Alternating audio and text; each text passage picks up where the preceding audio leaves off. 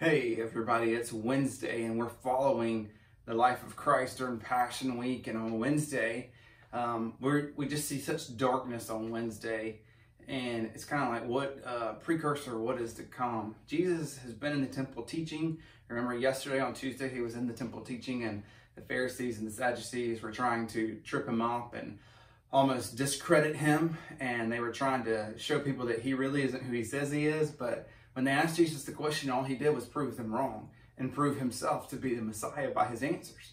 And so they kind of left the temple with their head tucked between their tail, and they left not knowing what to do. I mean, all their knowledge that they thought they had couldn't come against Christ. And so what are they going to do? And so on Wednesday, we see Jesus again at the temple, but it's eerily silent from the Pharisees and the Sadducees at the temple. It's almost like they're not there because they're not. They realized they couldn't trip Jesus up, and so instead of trying to disprove him in front of people, now they're meeting in the palace of the high priest behind closed doors in darkness to make a plan, to formulate a plan to kill Jesus, to get rid of him. The only way that they thought they can get rid of him is to kill him. And so they meet behind closed doors in one of the darkest moments of history. People plan to kill the only one who has ever lived that has been holy and righteous and good.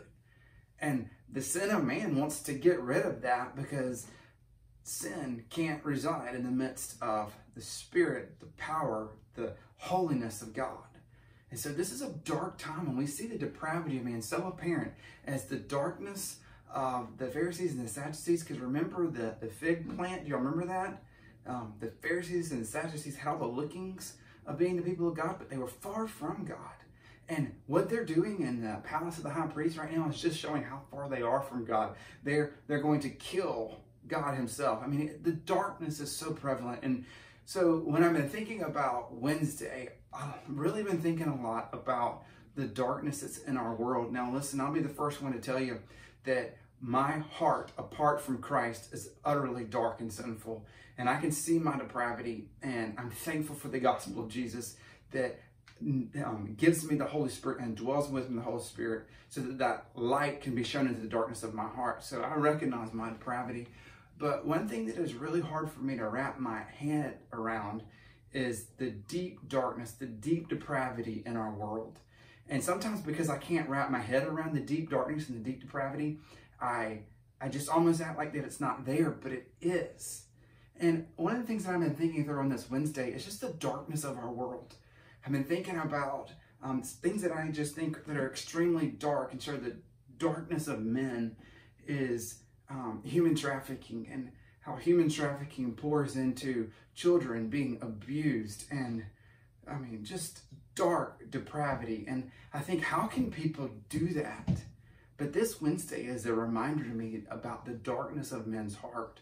And so my thought of today is even though there is great darkness, the light comes and exposes the darkness. And so what I've been praying for over the last little bit, I was talking with Hannah about this, I've been praying that the Lord will shine light into the dark places, that he'll expose those who are involved with human trafficking, that he will expose the deep darkness of people around us. I've been praying for things like, for the last 2 days, I've been praying that Pornhub, a pornography website that is so prevalent in our world today, unfortunately, and it's so dark, I've been praying God just disseminate and destroy it, because I want the light to shine into the darkness.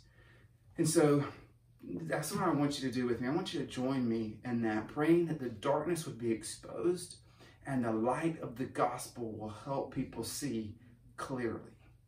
So if you will, join with me on this Wednesday. It's a dark day, and we see the depravity of man, and the only answer for the depravity of man is the gospel of Jesus, which is where we're heading. Thank you. Look forward to working through the rest of the week with you. Talk to you later.